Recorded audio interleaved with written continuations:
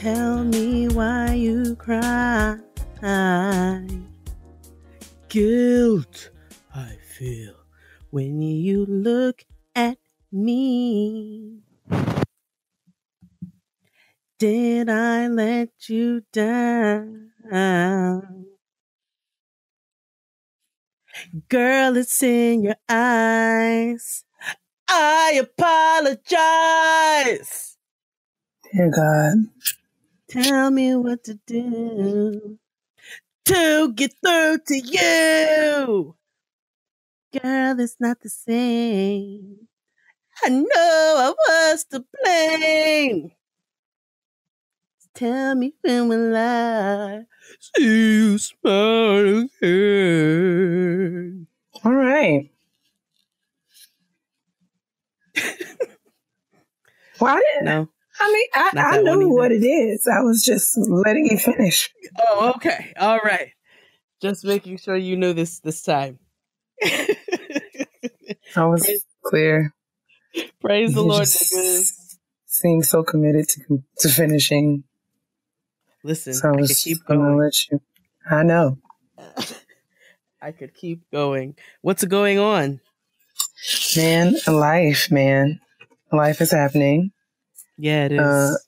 But that's what happens when you keep waking up. So, praise the Lord, niggas. Welcome back to another episode of Getting Grown with Jade and Kia. I'm Kia. I'm Jade. Yeah, man. And we are back to talk about adulting, the good, the bad, the ugly, the tests, the trials, the twists, the turns, the taxes, and the terrible of being an adult in the year of our Lord, 2018. And, yeah, man, it's May. It's gonna be May. Oh my God. It's May. We are like just about, well, I guess I'm pleased to report that spring has finally come to work. Yeah, I feel ways about it. Like I'm grateful. I'm grateful, but my allergies are wilding. They are out of control right now. I feel like all things are in protest. The state of our nation, of our society, of our world. I feel like all things that can be awful will be awful. I think that the government put vibranium. I think some sort of terrorist got a hold of it. I feel like vibranium would make pollen wouldn't it improve the condition? No, I think that it makes things stronger. And so therefore they put vibranium in the pollen and we are out here dying right now. They're trying to kill us with our own. It be your own niggas. You know what I'm saying? So that's how I'm feeling right now. It's out of control. All the cars are yellow. Every car is yellow. Yeah, I just feel like that's frustrating because I said on, I don't know, maybe Instagram or something. It feels like I'm just tired of this coating of snot on my car. Mm-hmm. Mm-hmm. It depresses me. It does. It depresses me. It's stressful, but we're here. We're back. Indeed. Totally. Allergies and all. Any news to report this week? How was your week? Anything? Nothing really new to report. Last week kicked my butt. I had a really serious week. All of those who submitted proposals for the ASH conference know what I'm talking about. Mm-hmm. So yeah, that's what I was doing. Lots of writing, lots of stressing about writing. And now I am trying to get caught up after writing and not necessarily focusing on things at work. So, the stress continues, but that's what it means to be an adult, doesn't it? Yes, it does. I don't know what that sound is, but it often sounds like, I don't know. It sounds like wind. It is the current sometimes of the electricity. And I try my best. I don't know. The current of the electricity? Yeah, sometimes it flows through the microphone, it goes through the cords, and we get a gush of wind. No, for real. I didn't know that. Yeah, every once in a while I will have that. My week was also very busy. and trying. I have been asked to commit to 1,000 dates for different food events.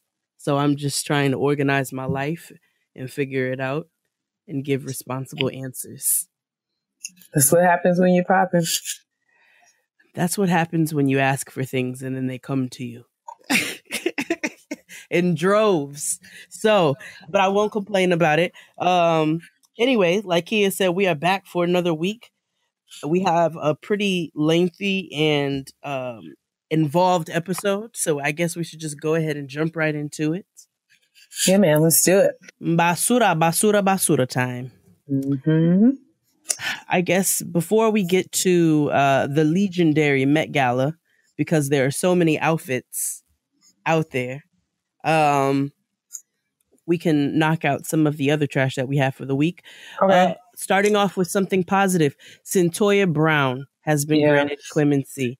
I did see that. Yes, I think it is wonderful. For those who don't know, Cyntoia killed the man who held her hostage as a sex slave, and she was convicted of murder, which is absolutely asinine and ridiculous and heartbreaking.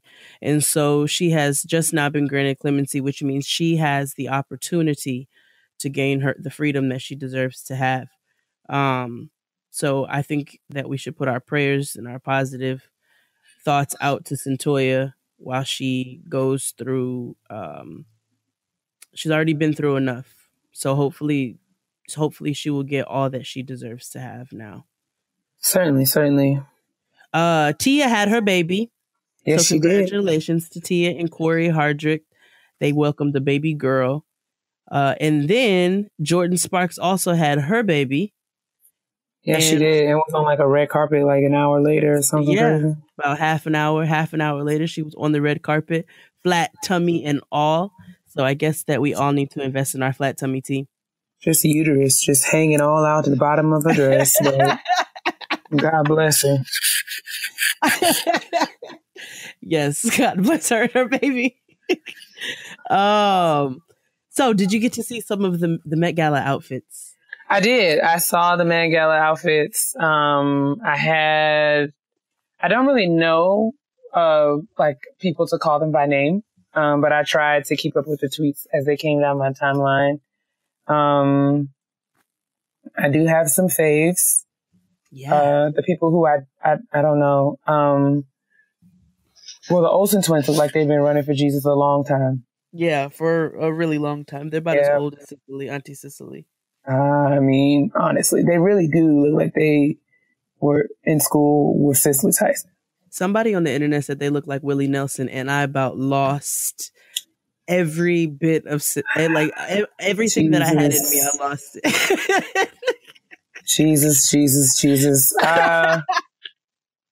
Oh man. Okay. I'm gonna say I want to thank Chadwick Boseman and Michael B. Jordan for just being themselves. Yes, of course. Chadwick Boseman out here looking like a black pope. No, I mean he just looked godly, and I'm very grateful. Michael B. Jordan in his very like his off-white suit, it was just tailored and it fit his wonderful body very well. Who else? Daniel Kaluuya. Yes. I don't know whose pants he had on, but he was also there. he's like Despicable Me. I don't know what he was doing. Daniel Kaluuya, I think Daniel Kaluuya is probably my least favorite male. I want to say I have a few women who are my least favorite. Unfortunately, Kerry Washington didn't nail it today. She didn't nail it today. Not today. She didn't nail it today. I think she was channeling Diana. I'm not sure. I don't know what's going on. I really don't. I have to say, as much as I don't think he's a good person, but he entertains me, Puffy and Cassie came to the party ready. They came ready to go. I feel like we can't count on Cassie for much, but we can count on her to look the part. Give us a look. Yeah, absolutely. So, every single time. I mean, I'm not mad. I wasn't mad. I love Lena Waithe's look. Oh my God, and her rainbow cape. I love the fact that she was in a good lash. Yes. Wasn't she? You better be Rihanna came out here looking regal. Rihanna won. Rihanna won the Met Gala as far as I'm concerned. She always wins, though. Just looking like she was ready for convocation in the Church of God in Christ. I really, really enjoyed her. You know who came so classy? Tiffany. Who? Haddish? Yes. I didn't see her. She, just Google real quick. Like, Tiffany Haddish really came with all of the class that she has. Like, she looked beautiful. She's a very cute girl. She is. J-Lo always. She's otherworldly. Yeah. Katy Perry came looking like the angel of white death. I don't really subscribe. Couldn't ignore those wings, but she looked like she was getting ready to suck somebody's soul. I'm so glad. Ashley Graham was mad tan. Is that's the chubby girl? I mean, the plus size girl? Yes, that's the plus size model. I mean, she's pretty. She's a pretty girl. Yeah, she was but she definitely got her spray tan on like 20 minutes before the event, for sure. Cam Newton is still dressing like an asshole, and so I don't care. I mean, Cam will always have a special place in my heart. I just don't need him to speak. I don't want to say anything. Yeah. No, ever. No, never. I actually don't want to see him. Like, I understand why you want to see him. I just don't want to see him. I don't want to hear him. He looks like an asshole. He sounds like an asshole. I can't really do it. I don't know what he had on, but an asshole outfit. Yeah. Zendaya came looking like Khaleesi from the Game of Thrones. I could have did without it. She usually I think she's into the the outfits that are like they're gonna really. I don't know what the theme was this year. The theme was like heavenly bodies and like Catholic imagination or something. Okay, so she definitely channeled her Catholic imagination. A lot of people sent me, surprisingly, I was very surprised. People were like, I can't wait to hear your thoughts on this religious theme. I'm like, this is not really a religious theme for me. But I don't mean no shade, but it's like, I don't know. Maybe No, it was like religious cosplay. I was like, I don't even know. Congratulations to 2 Chainz and Keisha Ward. Oh yeah, that's what's up. I did see that. Yeah, he proposed. So one day, if you follow the Free-ish Media page on Instagram, they called the Migos Shadrach, Meshach, and Abednego. Shadrach? I don't know if it's Shadrach. You said Shadrach. It's actually Shadrach. I don't know where the accent lies. There's no accent. At all. Shadrach. Meshach. Mm-hmm. And Abednego. I wouldn't do that to the 3 Hebrew boys, honestly. I mean, I don't think that we should shade them. They didn't do anything to be compared to the Migos. They came in their outfits. I mean, looking like they always look. Yeah, gaudy. Cardi came.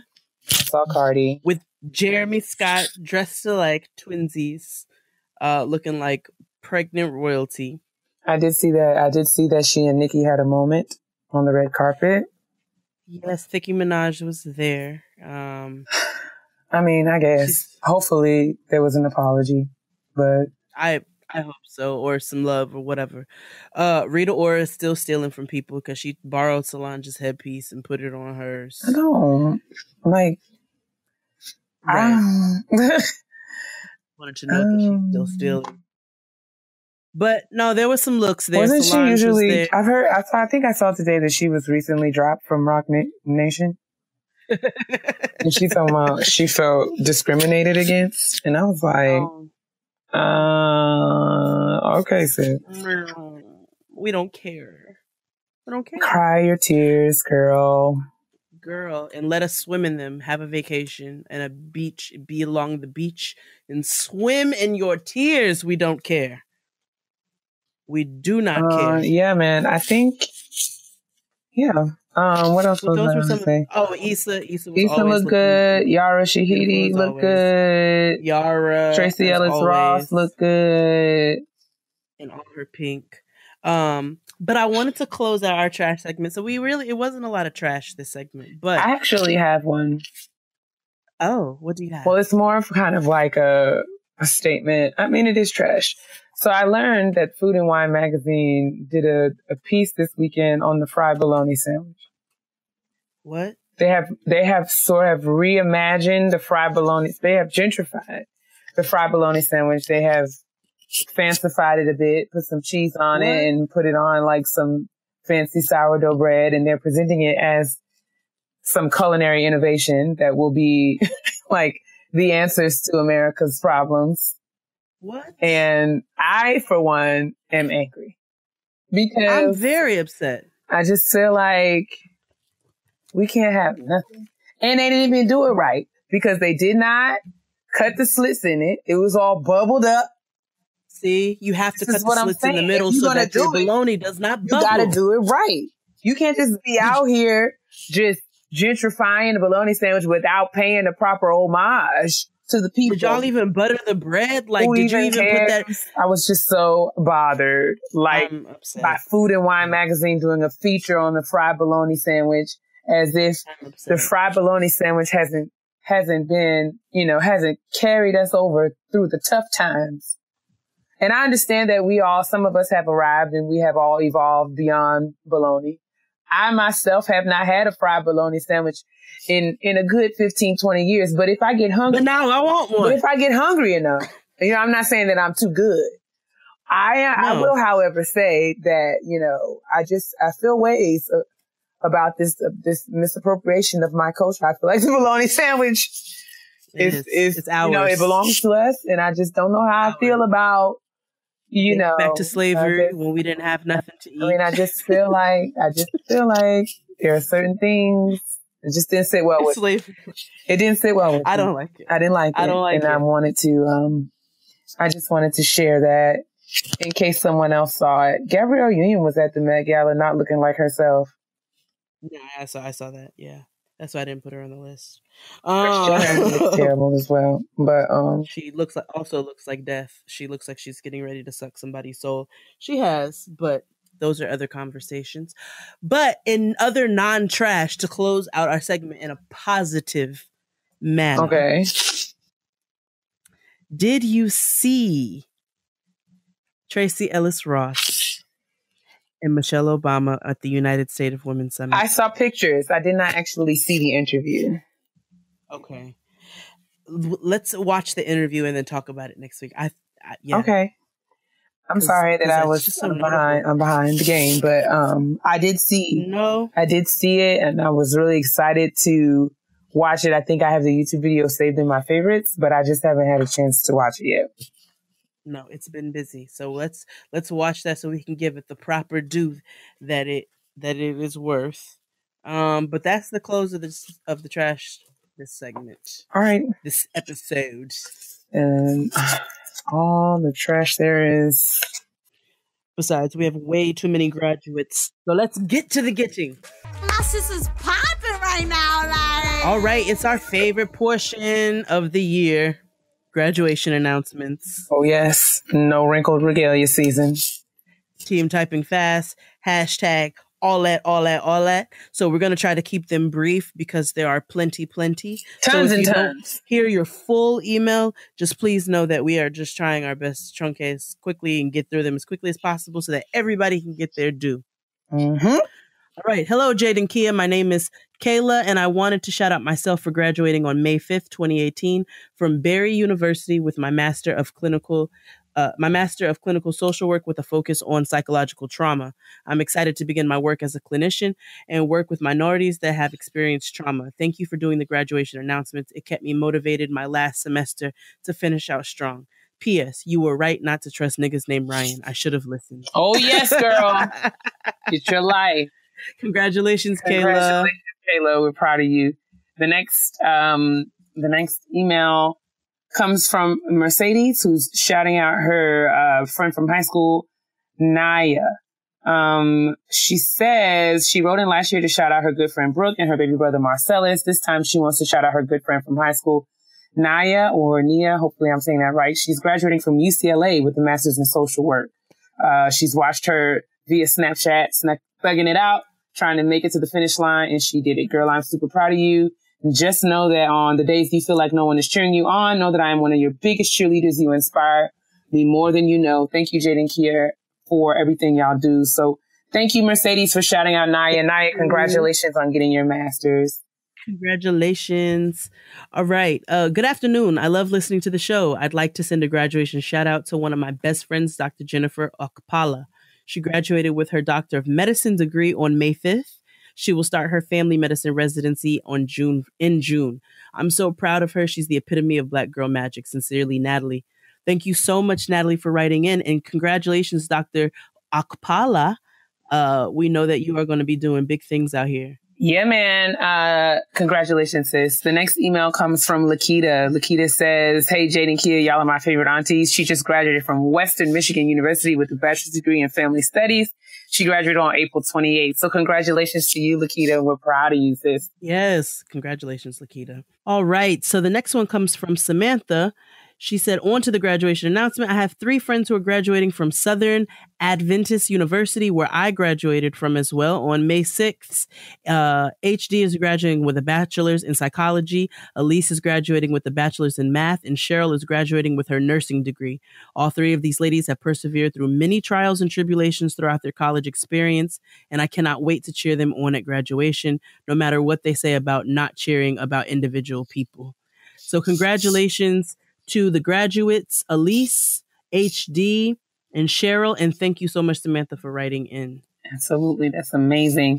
The next email comes from Naya Wright. Naya says, thank y'all so much for the light and insight on this thing we call life. On May the 11th, I will be graduating with my master's of social work from the University of Southern California. Hey, thank you both for the motivation to follow my dreams and get through all the ups and downs of this adulting thing. Can't wait to see y'all live when you decide to come to North Carolina. Love y'all, Naya. Congratulations to you, Naya, on getting your master's in social work from USC. Yes, congratulations. Doing it big. Mm-hmm. Greetings, Jade and Kia. On May 12th, I will be receiving my Bachelor of Art degree in English with a focus in African American Studies and a minor in philosophy from Tuskegee University. Hey. Come on, Airman. After graduation, I'll be traveling to China for a year to teach literature and communication at a university. Upon returning to the States, I've been accepted with full funding into grad school at North Carolina A&T to pursue a master's in English and African American literature. God is truly good, and listening to the show each week encourages me and so many other Black students to keep pushing and reaching high. Be blessed. Congratulations, Jonathan, future Dr. Pulliam. Mm-hmm. You know that you are really actually doing very huge things out here, and we're super proud of you. Absolutely. The next email comes from Cousin Brooke. Cousin Brooke says she would like to do a graduation shout out to her amazing boyfriend, Kenny. He will be graduating on May 17th from Keene University in New Jersey with the Bachelor's of Arts in Psychology. It was not the traditional route for him when it came to college, but even with the many twists and turns that came in his past, he prevailed. He doesn't see celebrating this moment as a big deal, but I want to celebrate him and recognize his hard work as much as possible. He deserves to be recognized for the hard work that he has put forth, especially because I don't think Black men get enough shout outs for the great things that they do. While working full time and going to school full time, this goal can finally be checked off his list. His master's degree is next. #TeamTypingFast.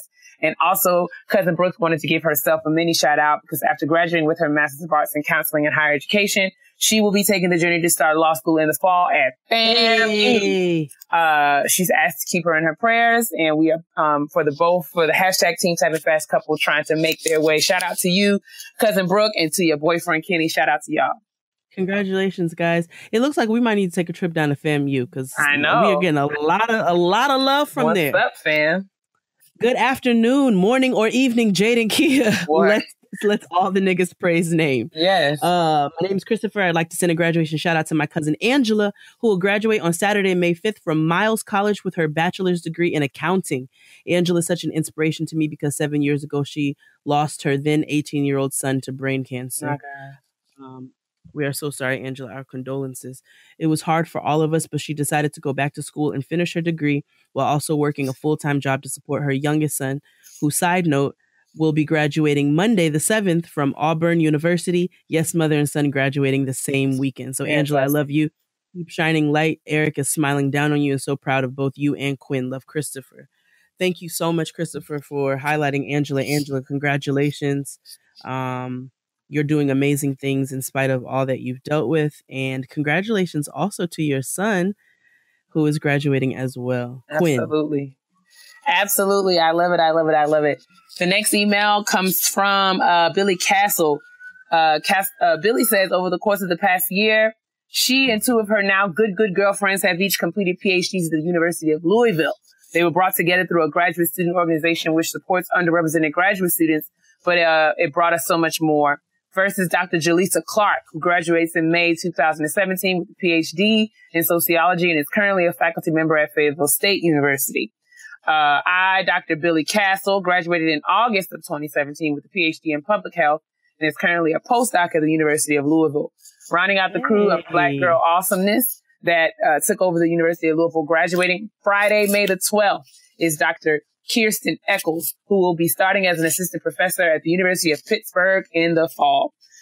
Billy says she would not have made it through the program without the support of these ladies. They've cried, fussed, prayed, challenged each other, listened to ideas, drunk wine together, but most of all supported each other through our respective journeys. It is so refreshing to be connected to such awesome Black women who are making their marks in the fields with their edges moisturized and their skin moisturized as well. I love y'all for real. Thank you, Dr. Castle. Shout out to Dr. Clark. And finally, Dr. Eccles. Shout out to you, lovely ladies of Team Typing Fast, out here retaining each other. That's what it's all about. Absolutely. I'm really excited about all the awesome work that you guys are doing. Please continue to use the Team Typing Fast hashtag and keep us in the loop with all the fantastic things that you guys are doing. Absolutely. Congratulations, guys. Hi, Jade and Kia. Thank you both for everything you do and provide weekly.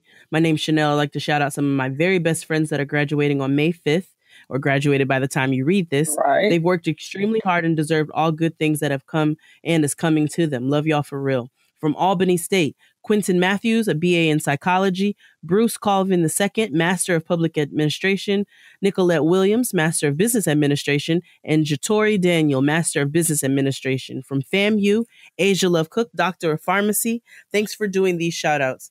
Thank you, Chanel, for writing in. Congratulations, Quentin, Bruce, Nicolette, Jatori, and Asia. Absolutely. Shout out to all of y'all. And shout out to you, Chanel, for this very truncated email. Absolutely. The next email comes from one Miss Glorious Mason. Glorious. Glorious Mason. A huge congratulations to her sister who will be graduating with her medical assistance degree. She is a wife and mother of 3 young children and a great daughter. And my petty sister in crime. Also proud of her for all of her accomplishments in getting this degree.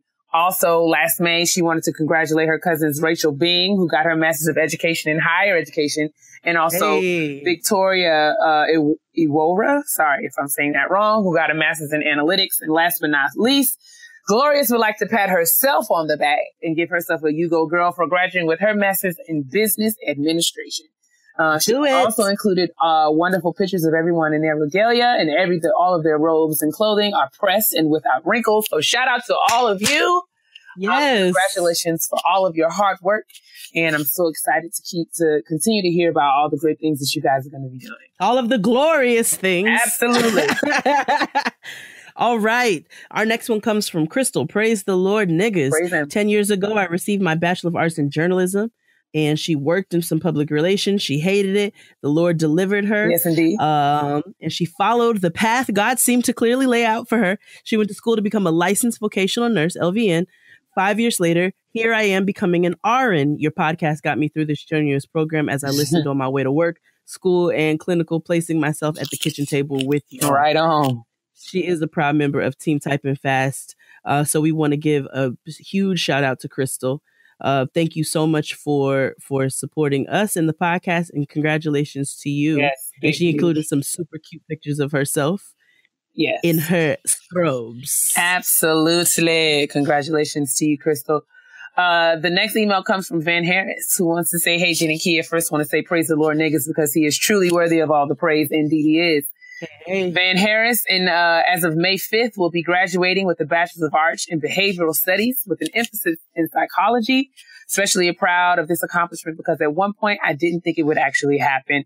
Was placed on academic suspension in fall 2011, and had to sit out until the summer of 2015.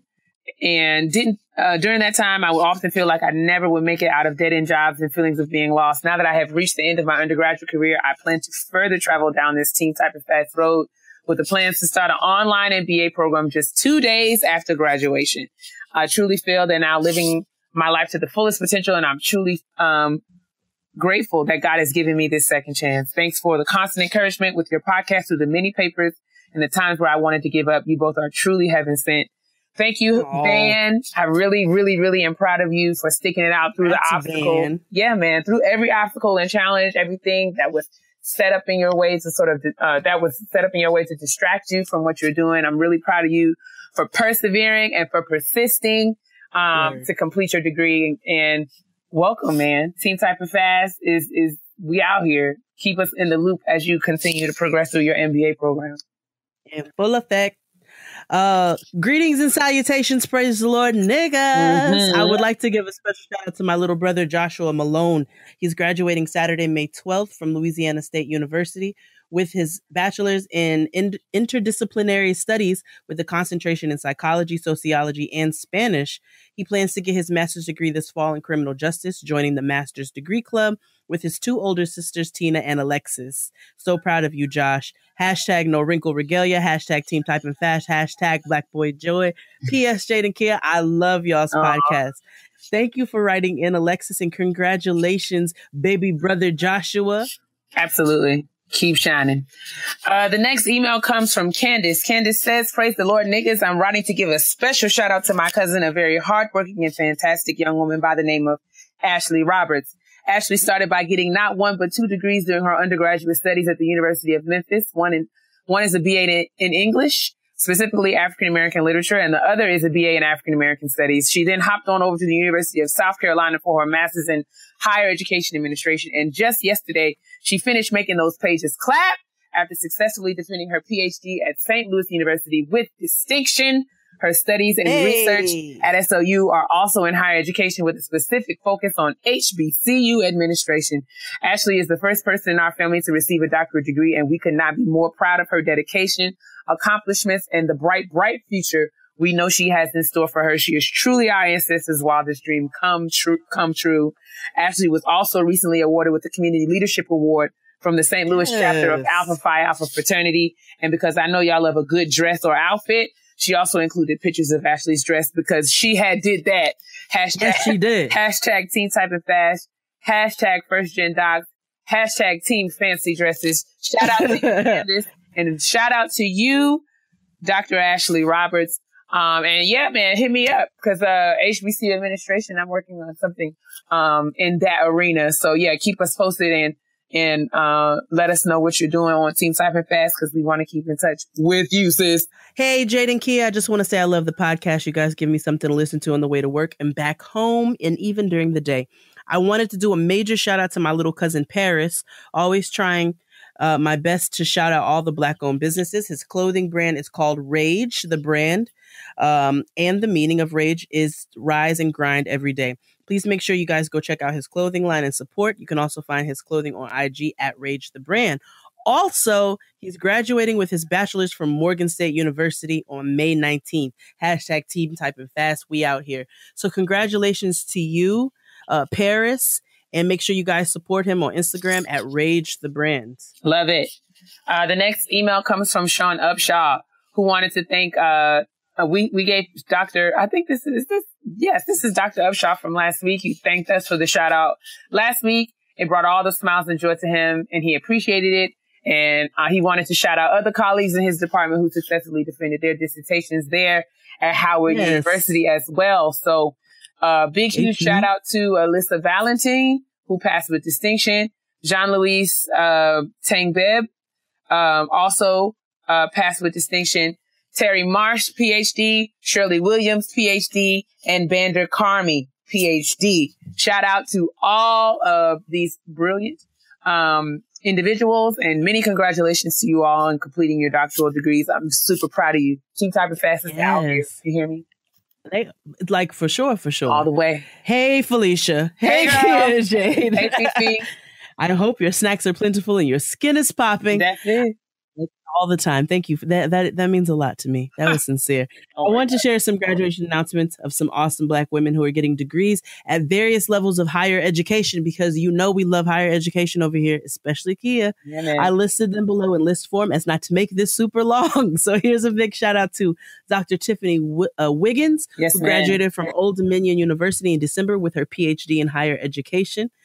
She's also working full time at being an amazing mother. So shout out to her.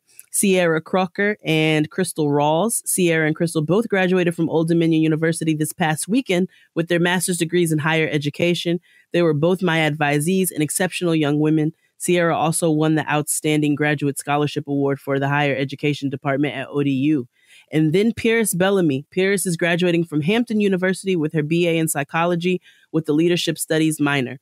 Pierce was accepted into six PhD programs. Hey, as a graduating undergrad. 6. She will be continuing her hashtag TeamTypingFast status as she heads to the University of Florida to pursue her PhD in counseling psychology. All these women are amazing and are exemplars of excellence in scholarship. I wanted to highlight all of them because they show how Black women are killing it at every level of the higher education pipeline. I am so happy to see this, to support Kia, and then to see so many other women that she's been able to touch and feel the need to share their stories. I just think it's beautiful. Y'all keep sending it. Thank you, Felicia, for writing in. Congratulations to all of these ladies. We can't wait to see the amazing ways each one of them changes their respective fields with their brilliance and light. Love you both, and thank you for having a platform where we can celebrate our own. So you're right. That's what we focus on. Yes, and shout out to Fifi. That's my sister scholar. She also she had one line in her email that I wanted to read because it is something that I'm working on for TeamTypingFast. It's going to be the next round of t-shirts. She says, these women have touched my life in various ways. I wanted to thank them for letting me be a part of their journeys. As a Black woman faculty member, so often our students and mentees think we are just focused on retaining them. What they don't realize is that we are retaining each other. Freeze, Britt, and Turner, 2005. You know, we love a citation. I'm working on the next round and just got the proofs back from my designer. Shout out to Brandon. Brandon. We are going to be having some we retain each other tees coming out on TeamTypingFast along with the God Is Not Going to Play You. So look out for that. Hopefully that'll be dropping in the next 7 to 10 days if I can get my life together. But yeah, shout out to you, Felicia. And shout out to all the ladies. Sierra, especially. Sierra helped me out with the project I found myself in. She consulted with some of my consulting work. I put an APB out and Felicia hooked me up with Sierra. She did an awesome job. So congratulations to you, Sierra. Congratulations, Sierra. The next email comes from Danielle. Danielle says that I am Danielle Grimes, MHA, MSN, RN. Won't he do it? And I am writing this as a part of TeamTypingFast. On Saturday, May the 12th, I will receive my second master's degree, and I got a 4.0. This is master's degree. It's the Master's in Health Administration from Webster University. I thank you both for blessing me with laughter in times when I wanted to scream, cry, and curse. Blessings and love, Danielle. Shout out to you, sis. Get out here. All these degrees. All the letters behind her name. All of it. All of them. She's going to have the whole alphabet. Hey, Jade and Kia, thank you for doing the graduation announcement segment and allowing us grads to celebrate our accomplishments. Last week, I graduated with my master's in education and mental health counseling, and I will be TeamTypingFast as I will be starting a Psych D program in counseling psychology this fall. I will definitely be tuning in every week for the solidarity and encouragement from my TeamTypingFast family. And also, I'll be making a big move from Florida to Pittsburgh. Ooh. So please do a show in Pittsburgh. Cold, honey. Pack your coat. Ooh. Yes. But hashtag TeamTypingFast. Shout out to you, Jody Mitchell, with your beautiful natural hair. It is gorgeous. She included a picture of her in all of her regalia and her designed cap. Show you right. The next email comes from Tisha. Tisha says, greetings, cousins in my head. First of all, I love y'all and appreciate you sharing your experiences so we don't feel alone in this thing called adulting. Wanted to give a I can read, I promise. Wanted to give a congratulatory graduation shout out to her sister-in-law and favorite Trini gal, Kanisha Sparks, for graduating from the University of Texas at Tyler on May the 5th, 2017 with a master's degree in healthcare management. Not only has she completed a master's program, she did so while working a full-time job at MD Anderson Cancer City in Houston, Texas, being a super mom of a 1.5-year-old son and a 3-year-old daughter, as well as being a loving, understanding, and supporting partner to my brother-in-law. So proud of you, sis. I know there's nothing but great things to come. Love, Tisha. Yes. Shout out to you, Tisha, for writing in. And congratulations, Kanisha. Yes, man. Trinity Boone. All right. Our next one comes from Miranda. Hi, Jade and Kia. My name's Miranda, and I'm so very excited to scream congratulations to my closest friends, more like my sisters. Swazi, April Daniel, who will be receiving her master's in public administration from LSU on May 11th, and Brittany Austin, who received her master's in family health nursing with a concentration in family nurse practitioner from the Southern University in Baton Rouge, Louisiana this past December. The sky is the limit, ladies. Thank you, Miranda, for writing in, and congratulations, Swazi and April.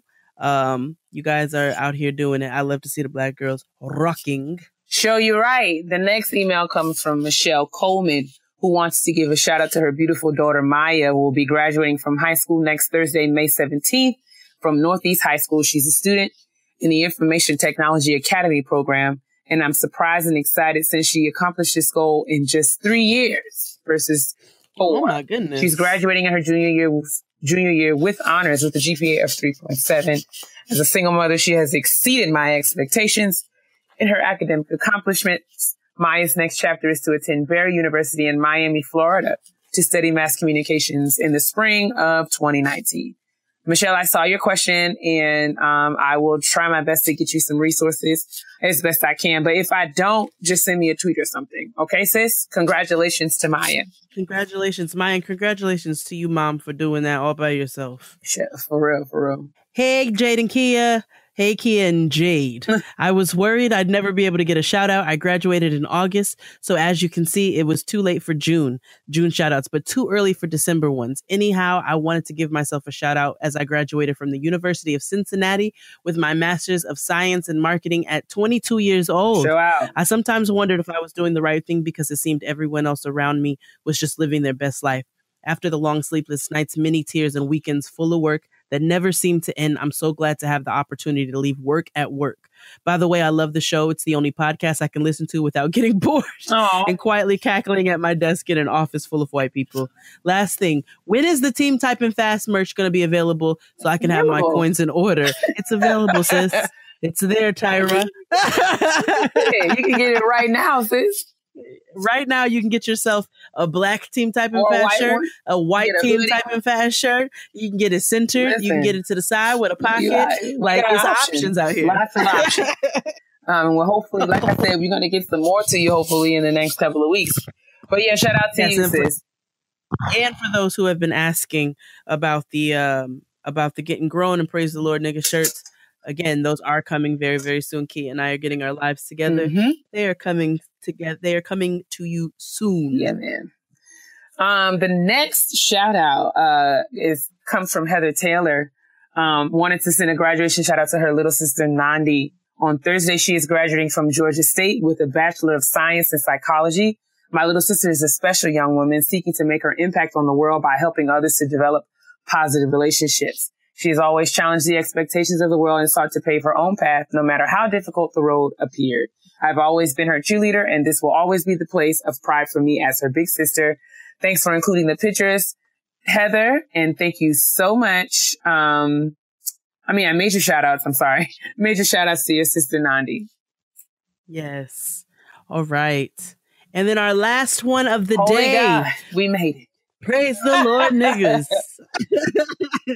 I love it. Keep being unapologetically Black and continue to be a voice for our generation. It is much appreciated. We will certainly try. Now, I want to give a shout out to myself for graduating with a Bachelor's of Science in Health Information Management from Rutgers University on May 13th. It's taken me years to complete this dream of mine, and now that the time has come, it is very overwhelming. Between getting diagnosed with 2 autoimmune diseases, lupus and fibromyalgia, and working 2 full-time jobs, realizing this dream is a true testimony to what my God can do. I also want to give a shout out to my tribe for helping me throughout the years, but your girl made it. Next stop, graduate school for a master's in biomedical health informatics. I love it. Yes, shout out to you, Shaniqua.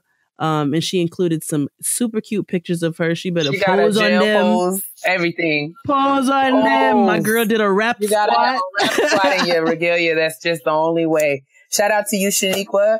I'm so excited. This segment always gives me so much energy because I just love to hear about all the awesome things that you guys are doing. And it's really, really all I've ever wanted to do is to have a place where we can come out here and, you know, make hard work and making these pages clap cool again. You know, we're just out here trying to get this work done. And it's not just limited to graduates and academics, and, you know, people like that. It's graduation season now, but I hope you guys, you know, remember that we shout out all kinds of people during Shout Out to My Sis, people who are working on websites and books and people who are starting nonprofits and doing community service work. So TeamTypingFast and all of that, you know, Jay's on TeamTypingFast. I have lawyer friends on TeamTypingFast. It's not just limited to the academics. It's really just about anybody who has work to do and is committed to doing the hell out of it. So again, graduation season is on and popping. We will be. Yes, let me see some more of them culinary graduates. Absolutely. We had one of those last week. So yeah, keep them coming. I also want to take this opportunity to reiterate, I guess. TeamTypingFast is doing a graduation makeover regalia photo shoot giveaway for the graduates. You can find all the information in my Instagram. There's a post there. All you need to do is like that post and friend, and like and follow the, TeamTypingFast Facebook page and just send a paragraph, of why, you know, the graduate that you're nominating deserves to get a makeover and a photo shoot as a graduation gift from TeamTypingFast. And, we're going to select the winner, and she can join us on June the 2nd to get her hair done and get her makeup done and to have her photos taken. We also just secured a nail sponsor so you can get your nails done. And we also got some bundles for the girls as well from All Season Hair. It's going to sponsor some bundles for the makeover. So listen, you can sign up for free. It doesn't cost you anything. It does not, and it's not limited to college or graduate school graduates. High school graduates are also welcome to apply. Or if you're graduating from culinary school or some trade school, if you got your cosmetology license, whatever, if you worked hard and you completed, you know, your coursework and you've gotten your degree, you've realized your goal, you are more than welcome to apply. We just wanted to do something to celebrate you guys in addition to do the shout outs on the show. So I'm hoping that we'll continue to get entries because they are already starting to roll in. So don't miss the bus, kids. I think we're going to be, I think the last day to apply is like May 23rd, and we're going to announce on Memorial Day. So yeah, get your lives. Yeah, I'll make sure I repost it on my page as well. And we'll post it on the Getting Grown Instagram page as Thank you so much. Oh, also, TeamTypingFast Facebook page is a precursor to the TeamTypingFast.com website that I'm working on. So if you get a minute, please check out the page, follow us, like us. Hopefully we can, get some community going there so that when TeamTypingFast.com is up and running and on and popping, we can just transition the two, that way. Sound good? Sounds like a plan. All right, then let's get to this kitchen table though. This week's episode of Getting Grown is brought to you by Care Of.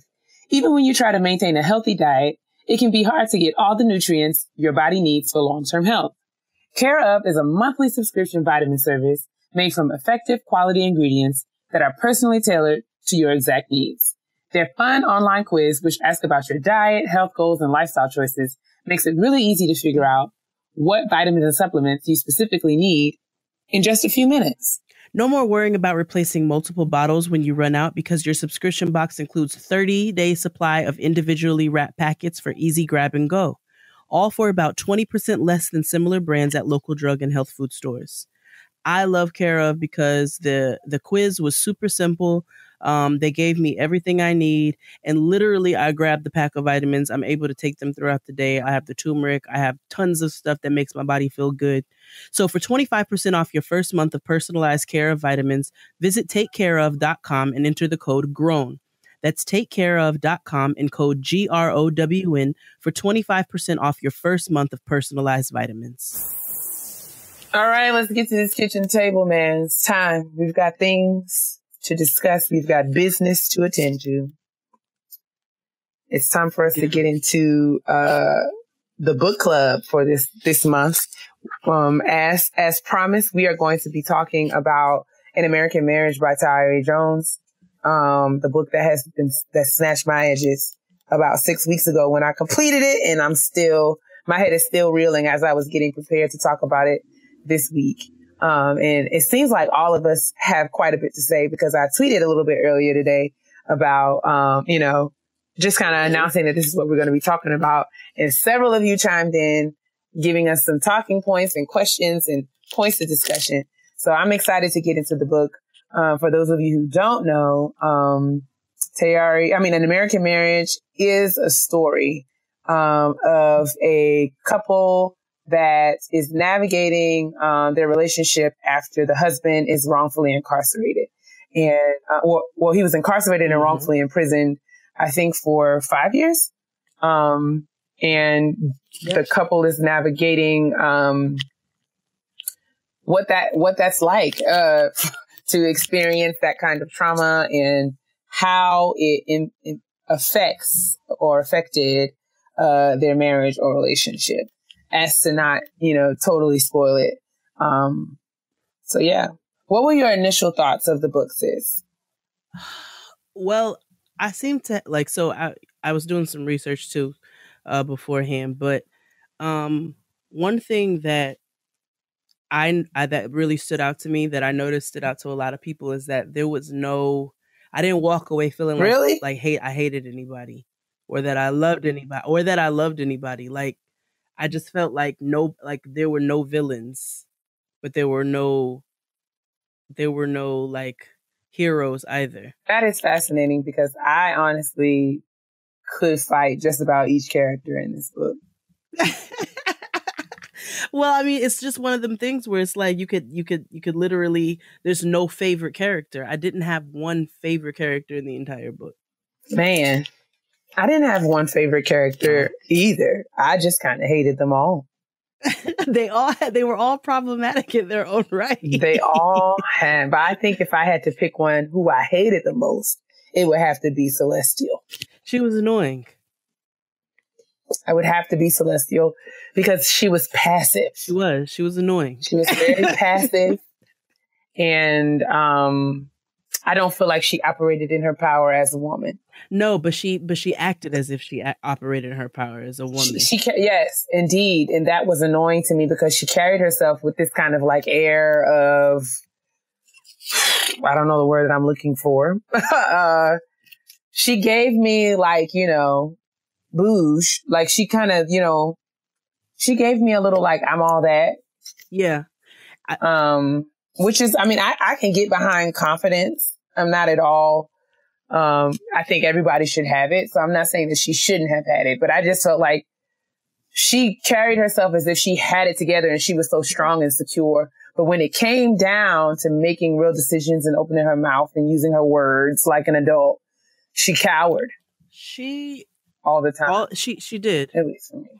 The one thing that irritated me about Celestial is that, that I noticed too, she didn't have no girlfriends.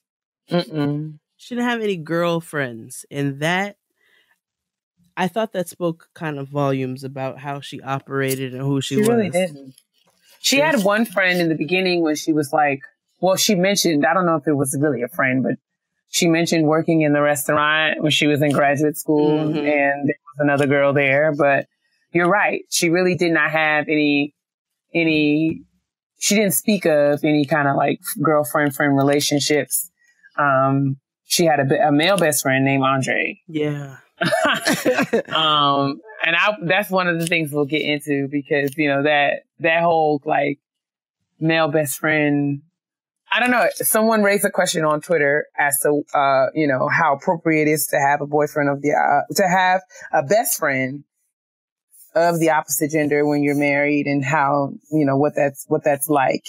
Somebody raised that question on Twitter, whether or not it was appropriate for her and Andre to, I don't want to say remain friends, or I don't know. There was some question around the nature of their relationship and how it changed. So the thing about, I have had a lot of close male friends. I did not have as many after I got married. And it wasn't for any specific reason outside of, you know, just sometimes friendships just, you know, they don't happen to go that way. But I do, like, I can think of my close friend Abe, who's like my brother, and I call him my brother. But it's not in this way that Celestial and Dre called each other brother and sister, or how we're always seeing all these memes about stop calling these niggas your brother when you're having sex with them. But I'm saying, I think that this is what I'm saying though, because I think that's why, I mean, I don't want to put words in the person's mouth. I have to find the tweet. I want to give them credit. However, I will say that I have lots of male friends that I call brothers. And I think there is a way that you can kind of be affectionate in a friendship that is appropriate.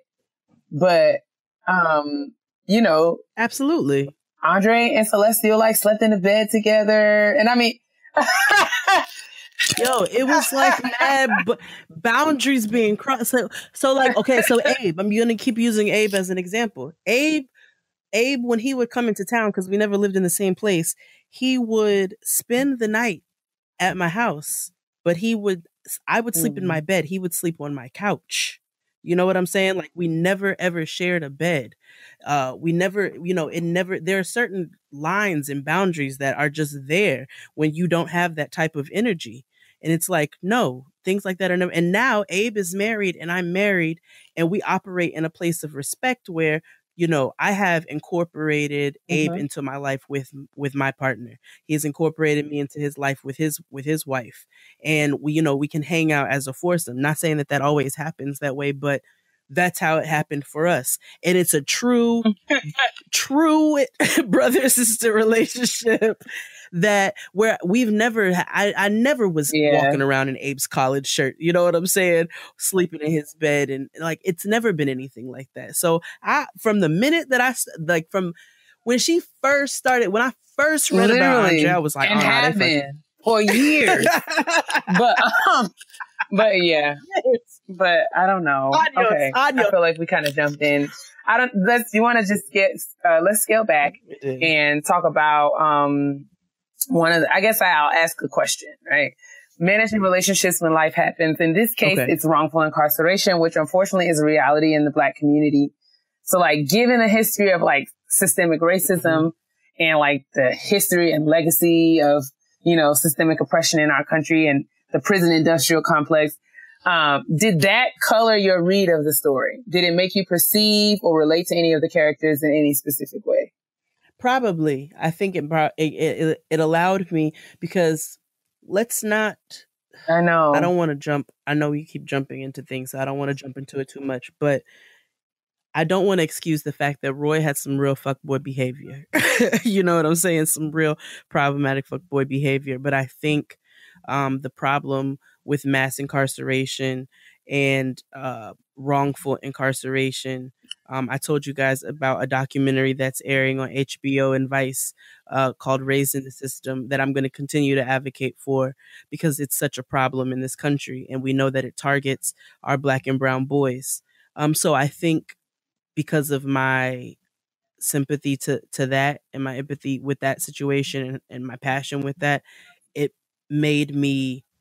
probably made Roy a little bit more palatable to deal with, and feel sorry for him a little bit more, because he was truly innocent in this situation. Absolutely. And I felt like, even though I don't like I don't like Roy. I don't like Celestial. Right. Same. I can agree that I could see, I definitely felt like, you know, Roy was in an awful situation. And I think it was through that situation, some of the other issues and things that he was dealing with, in his life and in his, development and just kind of coming to know who he is and understand his story and how that shapes his behavior and all of that. I think that it was through that experience, albeit terrible and awful and unthinkable in many respects, that some of these, he got some perspective that he probably never ever would have gotten if he had continued to have this cushy, you know, life in Atlanta, being an up and coming middle class Black. So I thought that I really liked that aspect of the book. And I think we often see these kinds of situations play out in relationships, in people who are in, you know, I don't want to say lower income or have, like, you know, in different kind of social classes. But I thought it was interesting to see, you know, how this affected a quote unquote kind of well-to-do kind of couple, especially for Celestial, who came from money. Right. And, you know, what that did for the story, what kind of complexity that added to the story, specifically around this whole concept of, for me, like throughout the book, I felt like we saw both Roy and Celestial's parents, everyone really kind of struggling with this pride or this kind of fear and worry about how others perceive them and what it looked like. This whole notion of having to save face and kind of keep up appearances. And I don't know. It was interesting to see that kind of play out, because that seemed to be a common factor throughout the book. If you think about, you know, I remember Celestial talking about when she was going to the prison to visit Roy and what that made her feel like and how she felt like people were looking at her and perceiving her. And that despite what she was going there for, you know, that almost outweighed the fact that she was going to see her husband, but she was like, you know, the embarrassment, with that. And I mean, I think especially even outside of like a major trauma, like, you know, someone being wrongfully accused of a vicious crime, isn't that something that impacts all of our relationships and the ways, you know, that we operate within them? Like I can definitely think about times when I've done things, you know, because I don't want that nigga thinking, or I don't want people thinking anything. So I thought that was interesting. It was. It played a huge part in how they communicated with one another. And the thing is, they both had it, because like you said, they had, she talked about how she felt when she came to the prison, and, you know, they laughed and joked about like the dress code and things like that. But she talked about how she felt. But then he, from his point of view, when he wrote to her, he was like, I remember seeing you sitting there looking out of place, like you don't belong. And then there were several references made to, you know, her saying things like, you know, we read about these types of things, but, you know, we never thought they could happen to us. Right. You know what I'm saying? So it's not like Roy was involved in this street lifestyle that, you know, where he could get caught up in event, you know, and it just kind of happened. And it's like, all right, now we got to deal with the consequences. This was truly a couple who, I mean, it's even crazy, the breakdown and how they ended up in the situation, because if you remember at the beginning, they, you know, you know, when his mother was offended that they weren't going to stay at the house, you know what I'm saying? So Celeste immediately was like, no, we can stay there, because she never wanted to do anything to ruffle Olive's feathers, because Olive was not a huge fan of hers, and was super protective of Roy as well. But we see how, you know, Celestial like pushed and pushed, like, no, we can stay here. No, it's fine. We can stay here. We can stay here. And how he was like, no, we're going to go and live our own life. And it resulted in all of this. Right. But that's getting off into something else. But yeah. Why do you think, so like, did you feel any way or give any thought to why Tayari decided to name the book An American Marriage? I did. I was trying to figure out where she was coming from when she did so. And I thought, it's just a description of where we live. Like we live in America where awful fucked up shit is happening all of the time. And even though our idea of a quote unquote American marriage or quote unquote normal marriage is husband and wife, children, you know what I'm saying? They go to work, they come home, they do what they're supposed to do. Unfortunately, that is not what a lot of us get to deal with, especially living in a social and political climate where they don't like us. You know what I'm saying? And we can't control what kind of circumstances they may try to put us in. So that's kind of that's where I thought she was coming from with the title. What about you? I mean, similarly, it was just like for me, like almost a reality check. It was like, this could happen to any one of us at any point. This kind of, like you said, like we're living in a time where all it takes is one person to accuse you of something, and whether or not you did it, just because of who you are and what you look like and your identity, you could be accused and convicted. And then, this will play out in all of your relationships. So for me, it was kind of like I was having a conversation with Felicia earlier. She was telling me she was reading the book or listening to the book in preparation for listening to the show today. And, we had a conversation kind of talking about like, as someone who's not married, it made me wonder, like, I don't know if I've ever loved anybody that much. It'll make you think. It kind of gave me pause into like, okay, so you out here with these dudes and it's cute or whatever, but you really have to consider when you're committing to someone within a marriage. These are the kinds of things that you will have to navigate through. And it could be, you think about as a single person, it kind of really gave me some perspective into what are some of the things that I need to work on within myself, or within the relationships that I find myself in, around, I don't want to say preparing for something like this, but this is actually something that is not far-fetched. It's not. Stuff happens in a blink of an eye. Mm-hmm. And I don't like to be morbid, but I do think about that all the time. Even when you have to discuss things like life insurance and, it's just anytime your partner, you never know what can happen. Adult things, right? Adult things that you have to worry about. And so I did have the perspective from reading this book, especially with them being a normal everyday couple.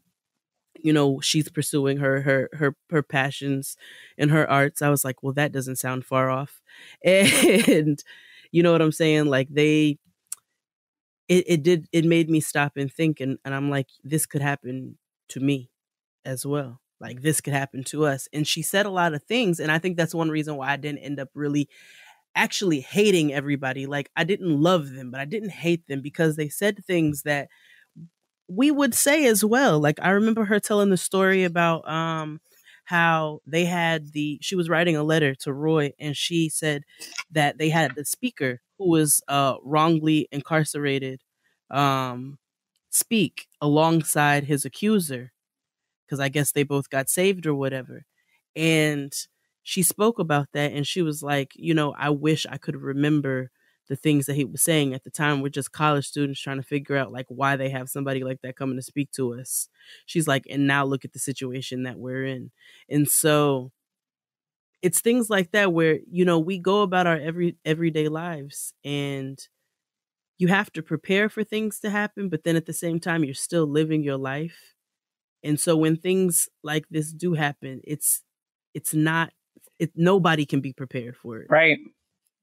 But it does make you think. It definitely makes you think. It does make me think. It also makes me nervous. It makes me very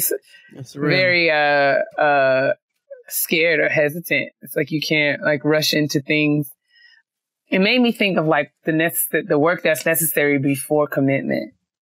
Mm-hmm. The work that you have to do in yourself to kind of that most people don't that do. most people don't do, because we get caught up in the feelings, right?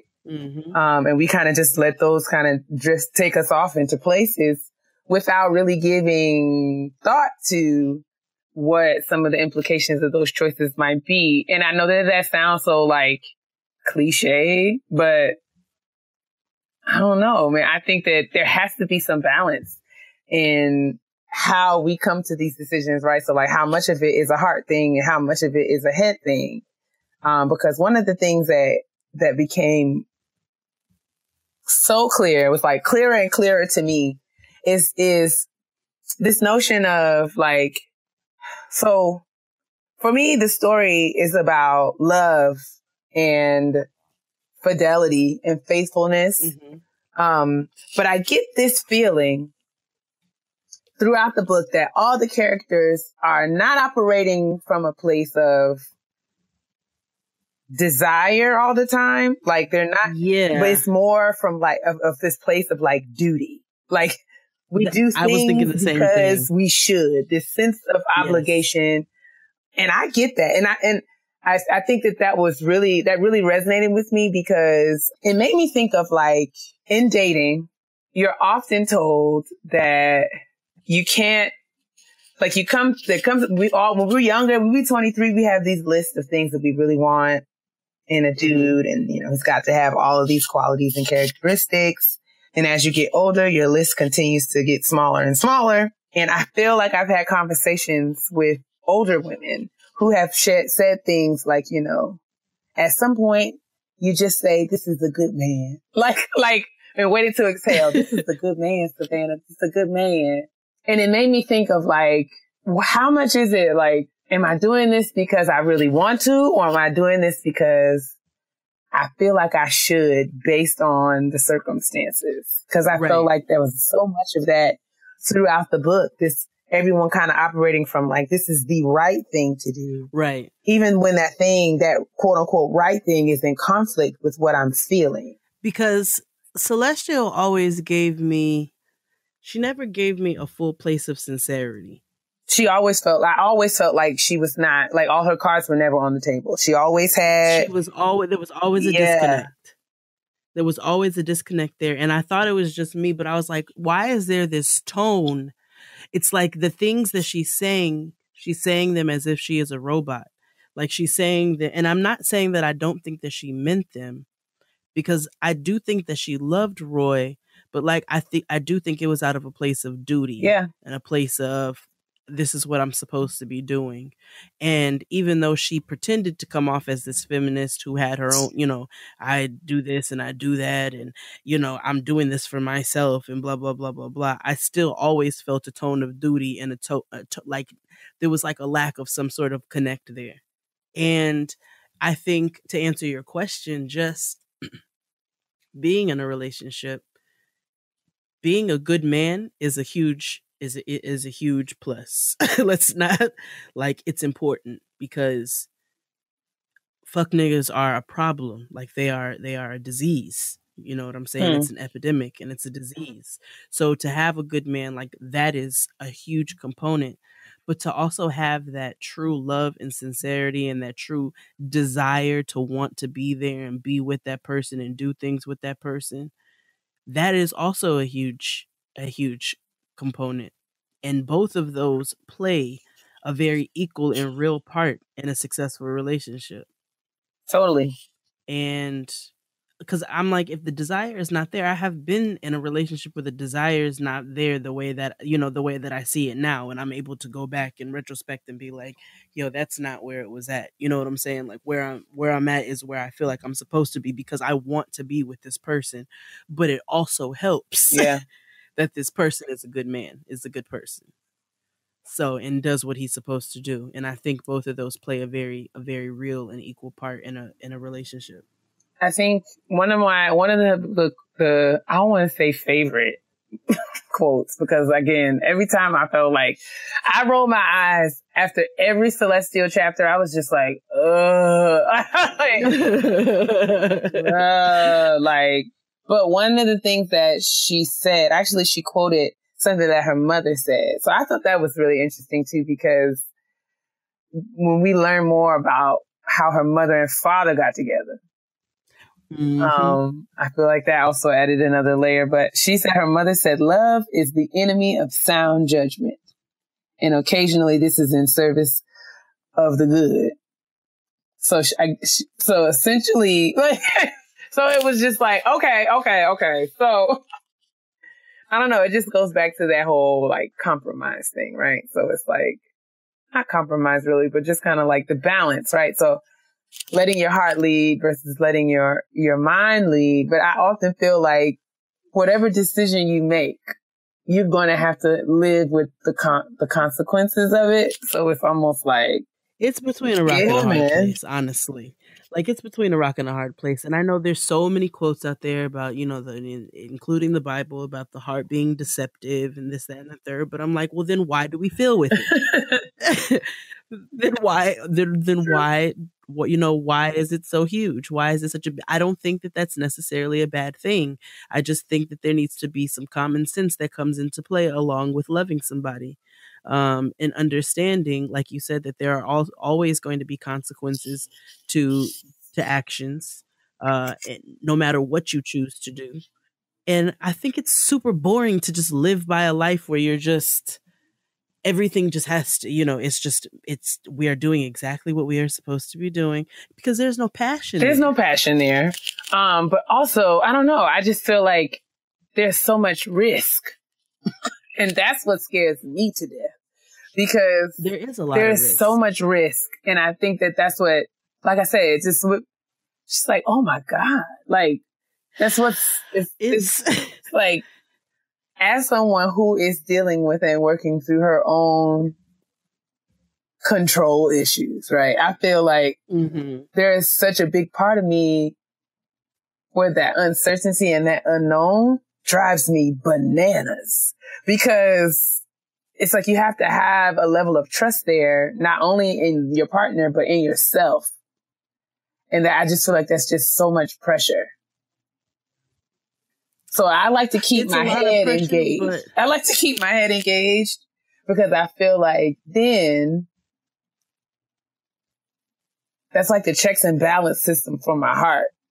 And maybe I'm crazy, because I do feel like you got to have a little bit of both, because without it, it's like hedonism. Like, we can't just be out here just, you know, living by our impulses. No, we can't. You can't live by your impulses. Which I feel like what Celestia a lot of us do. All the whole time. That she lived by her impulses. I felt like she let her heart drive the car all the time. And every time. I mean, I think it's good to be in tune with what your heart wants, but you also have to remember the responsibility that goes behind the decisions that you make. And I'm not saying that she couldn't do what she wanted to do, but I just always felt like her responsibility was to be honest. Because because at that point, when you're honest, everyone else involved is then responsible. They're, you know, they share the responsibility with you. Well, that's the thing. Celestia was a spoiled brat. Like, she was spoiled. She literally got everything that she ever needed in life. She never had to want for anything, including having to work in a field that she doesn't want to work in. Like, she was able to do what she was passionate about her entire life. She got everything that she needed her whole life, even through this horrible situation that didn't have to happen, that did not have to be. Even through this, it was made easier on her, because there were things she didn't have to worry about that other women have to worry about. Legal counsel, money for legal counsel, how to support herself once her partner is locked away or locked up. You know, she didn't have to ever worry about any of those things. Yeah. Toast. And I think that also is a huge component in how she operated, you know, because she never had to worry about those things. And it would not necessarily be the same situation for somebody who, you know, we'd have to be in a different we'd have to be like really in. You know what I'm saying? If Tristan got locked up tomorrow, my life would be in a frenzy. You know what I'm saying? I don't have somebody to pay for legal counsel for me. I don't have any of that. That's fair. And I mean, that brings in the whole conversation of class and how that's such a huge factor in how we engage with this, which I feel like is so big, that kind of speaks to the American marriage concept behind the book. Mm-hmm. There's a lot to unpack here because I also want to get into parents. We talked a little bit about Celestial's mom. I want to get into Roy's parental situation with his dads and, all of that. So yeah, I don't know. We have the graduation announcements. I don't want to make the episode super duper long. I do want to. Maybe we should revisit this next week if you think, or I don't know.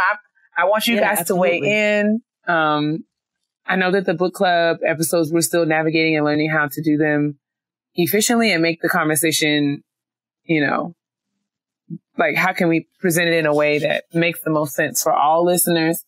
Hoping that this will inspire you to read the book if you haven't, because it's a really, really, really, really, really, really, really good read. And we're going to talk about it more next week because I don't know. There's just so many layers. There's so many things to discuss. There's so many things to unpack. And I think it's important for us to read as Black women, especially. Yes, that's really what we want to promote with the book club is getting, and it's such a self-care type of situation for you to be able to sit back and like, just taking a story, you know what I'm saying? Just taking something else for a little bit that's not TV, and you have to always use your imagination. And I love reading because I see the characters, like I see things happening. But there is so much to unpack with this book. So like Kia said, we hope that this motivates you to pick it up. You have another week to get into it. It's also available on audiobooks. And that's also, a lot of people are saying that it's, that's just as juicy as reading it. Yeah, the audiobook is great. I actually have the audiobook and the hard copy. So you guys can get it, you can get a digital copy, you can get an audiobook, or you can go get a hardback copy at your local bookstore. But we're going to get more into the conversation of Andre, of the parents.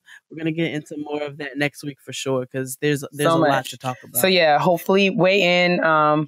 Continue to send in your questions or things you want to talk about. Hit us up in the comments here on iTunes or SoundCloud or wherever you listen to this. You can also chime in on our Facebook page or on Twitter. Y'all know how to reach us.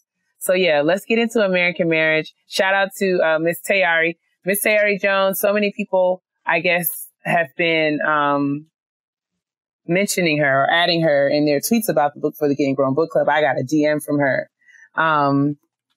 And, she was really excited that we were reading the book. I laughed. We shared a laugh because she was like, I'm really old and I'm already grown, not getting grown. So I didn't even know how DMs work. And she was like, I didn't even know that I could do this. So shout out to you, Miss Jones. This book is amazing. I know she's out on the road doing all kinds of talks and stuff, but she's an award-winning, author and just a phenomenal storyteller. So I just wanted to acknowledge her as well and hope. Yeah, absolutely. Yes, thank you. But yeah, we're going to get into, and we're going to try to finish out the show, but yeah, please come back and join us next week and chime in. Let us know what else we need to cover around the kitchen table. Yes. So we will talk about an American Marriage next week, but let's move on to the honesty box. Let's do it. Honestly, truly. Honestly and truly and honestly. Hey, Kia and Jade, just call me Angela.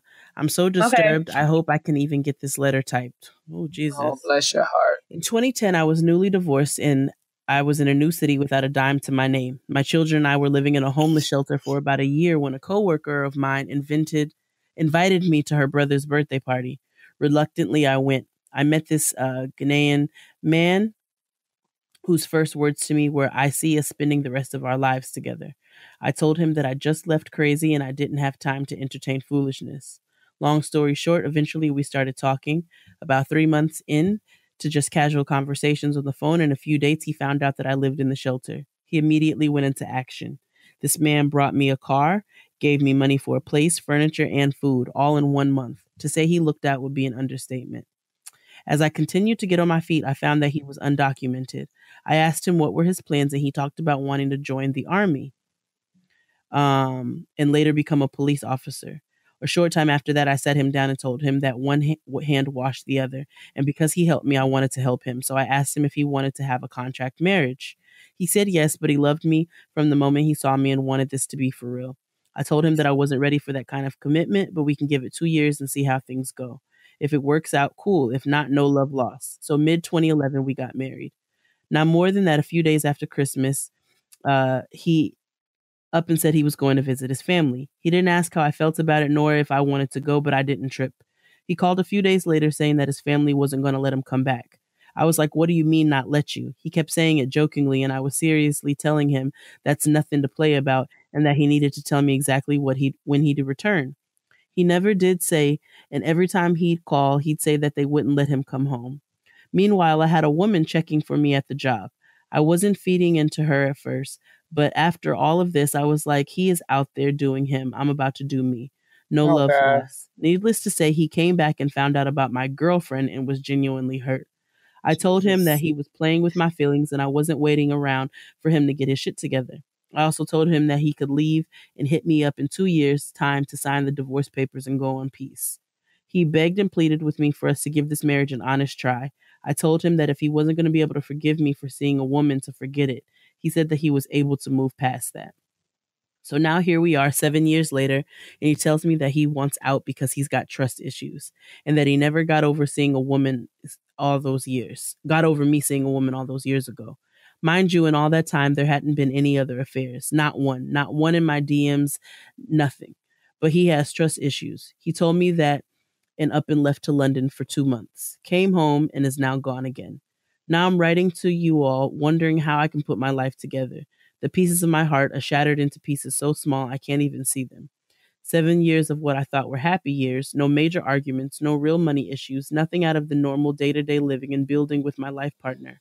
We've been to one marriage therapy session, and he told me that he didn't want to continue the marriage. I keep asking him how we can work this out, and he's just done with it. I feel like Angela Bassett in Waiting to Exhale. To say that I'm stunned is an understatement. Any advice would be greatly appreciated. Thank you. Ooh. Oh, man. You want to take a stab at that? I don't know what to say. Angela, girl. Angela is asking us, how does she move forward with a broken heart? Yeah. She's crooning Al Green. How can you mend a broken heart? It's that's not really a hard and fast type of situation. Like first of all, this is a super complicated situation. There's so much here to unpack. Like I feel like I just read 2 novels. I don't feel like I have enough life experience to have an opinion. No, I feel like I read An American Marriage and American Marriage Part 2. So, not making fun of you, I'm just that is a lot, okay? That is a very complicated and involved relationship with a lot of complicated history. And I'm assuming from the 7 years that after you guys decided to try this, that those were the happy years. That's what I'm taking from that. I don't know what to tell you. I feel really bad. Angela, okay, so, but wait, back up. Did she say that she decided to end the relationship? No, she said he did. He did not want to be in the relationship any longer. She said she once upon a time, she did not want to be she wanted it to be strictly contractual. And then I guess when he came back from when he disappeared to Ghana for some time, I guess she did not want to be in a relationship. And he begged her. And then they said they were going to give their marriage an honest try. And then 7 years after that, they were together in an honest marriage. And from there, he said he didn't want to be with her anymore. He could never get over the trust issues of when she dated a woman back in the day. Well, I mean, well, didn't he like ghost? Right. So it's like, do you, I know that you have history with this man, but obviously he's not putting the same, and I'm not telling you that you don't have any right or any, no, because you have every right to be hurt. Like once you all decided that you were going to have a legitimate relationship and you both were giving your 100% and you're saying that you never cheated, you never teetered the line of cheating or any of that, I can fully understand why you're distraught right now. But at the same time, trying to put things into perspective, if he's able to just up after 7 years, be like, I don't want to do this no more. Even when you're in couples therapy, he's like, I don't want to do this no more. And then he bounces and goes to another country. He goes to London. Like, yeah, girl, I don't know. I just don't feel like this is, I understand that you're hurt. I feel like that's totally fair for you to be hurt. I don't want you to, I don't know. I feel bad because I feel like I'm not giving good advice, but this is, yeah, I just don't want you to, because it's so much to this. I don't want you to put so much into him and too much thought and too much into him, because he's not putting that into you and you have other things to worry about. You know what I'm saying? You said you have children. Did she say that? Or did I make that up? I don't know. I don't think. I don't remember. No, I think I completely made that up actually. But whatever, you have history and that's understandable. You have history with him, but he is not placing that same value on that history that he has with you. And if he's able to hold something over your head for 7 years that you've never been involved with again, first of all, you were in a relationship with, you ended up getting in a relationship with somebody because he bounced the first time and was playing games about when he was going to come back. So that's not cool. You don't do that to somebody that you love. You don't hold things like that over somebody's head. And then on top of that, you decided that you were going to be in a committed relationship. You never did anything and he still bounced again. So now it's time for you to bounce back. I don't care for the double standard here because I feel like he is at liberty to go and come and go as he pleases. He does whatever he wants. When you decide that you want to make a choice and he wants to hold that against you. So that's nothing but pride and ego. He can't get over the fact that you were with a woman, and that's another issue in itself. Aside from that, this man has a pattern of just up and leaving your life. So I don't know. I think going forward, that's the precedent that he set. So I almost want to say, I understand you're hurt and I understand that this is something that you didn't plan to be in, but you find yourself in, and now you're having to navigate another transition. But children. What?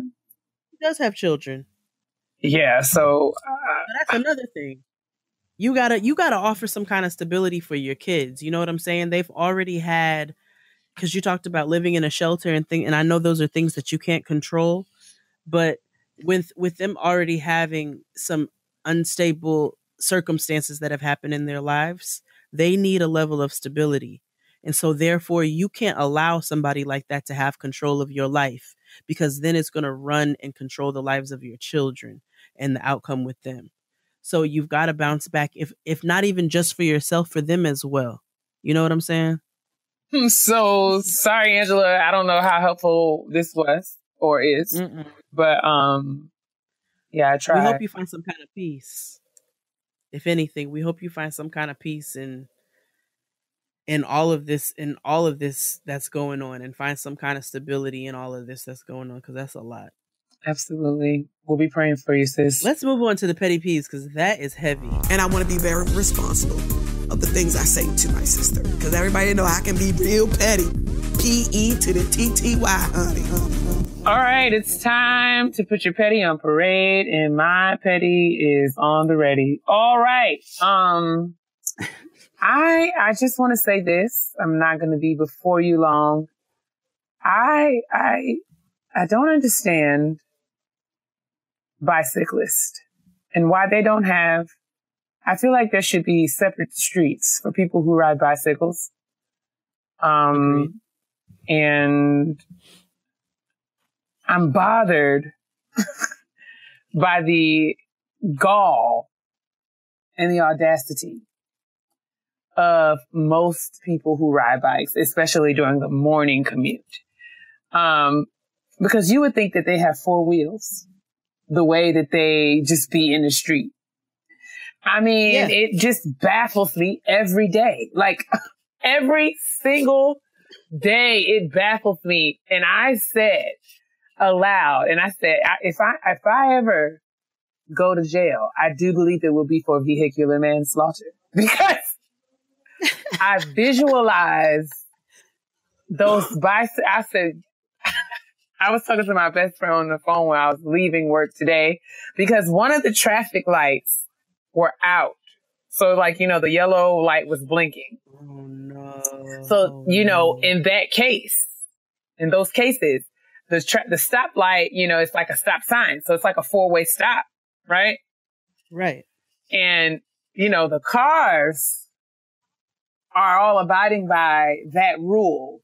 It's the bikes that are just doing what they want to do. So I'm going straight up the street. There's a car that's coming like across. I mean, a bike that's coming like across. And I have the right of way. I'm going. And the bike just darts out in front of me. And I actually rolled down my window and was like, sir, I don't really know if you realize that if I were to hit you with this car, you would be dead. Like, I don't know what kind of force you feel is surrounding you that you won't, like, you are above getting hit if you put yourself in the way of my vehicle. Like, I was floored. I was floored. And I'm like, you understand, like, you're not surrounded by like steel like the rest of us. Like, it's just you out here on these two wheels, and me and my Honda Accord will send you across 16th Street. You out here acting like you just got it. You just got the right of way, and you don't, my guy. You don't. They don't with their like, arms. I don't that they care use as about signals. your signals. Like, you just got to get out my way. You got to get out my way. You got to get out my way. And the thing about it is, what irritates me is that I try to be courteous to, like, when they have an actual bike lane, I'm like, you know what? I didn't make the bike lane, so as irritated as I am about it, and as much as I believe that it's causing traffic, I'm going to be respectful of it. For those who choose to oh God, why can't I think of the word? For those who like to go from on their bikes, that's how they transport themselves. I'm not going to judge you. I am judging you for being entitled. They are an entitled people. They bring their bikes on the trains, they bring them in the elevators, and then they ride them like assholes on the streets. And I'm tired of it. Yeah, man. I can hit you and end your whole life right now. You will be dead. And I don't want to do that. I don't want to do that. But you out here wilding on these two wheels. Because your guy's out here about to be a speed bump. You understand what I'm saying? A bump. Oop, oop. And listen, underneath all four wheels of this car is what you'll be if you don't get out of my way. And I understand that there are people who really try to be respectful of bikers, and there are also people, or bicyclists, and there are also people who drive like real assholes, and they are not respectful of bicyclists. But we must be respectful of each other. We must see each other. This can't. Yeah, that's my petty peeve. I'm annoyed. My petty peeve. So I have recently started getting my nails done again for a very, very brief time in history. It's just a moment in time. But my petty peeve are for those who decide that they want to go ham with the emery board when trying to make a shape. That hurts. You're hurting me. With the file? The lady, yeah, she was wild, fam. You have to tell her to kind of like, she has to like buff it. Like, you rub two file emery boards together, and that softens the edges, so she doesn't rip your skin all to pieces. She was wilding out here.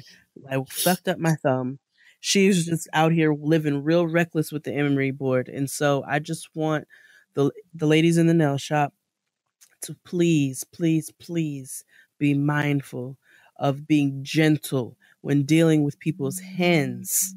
And also, if anybody knows of a wonderful, preferably black nail artist in New York, preferably in Brooklyn, feel free to send them my way.